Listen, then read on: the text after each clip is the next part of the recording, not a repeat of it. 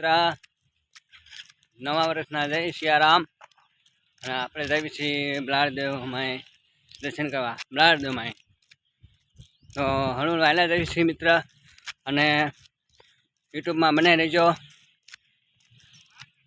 અને નવા હોય તો લાઈક બાઈક કરી નાખજો મારા વાલાઓ જય માતાજી ભગવાનને આપણે એટલું વંદન કરવી કે આપ સૌને સુખ શાંતિ આપે મારો નાથ અને મા બલાને કૃપા જય મારી મા ભગવતી હવને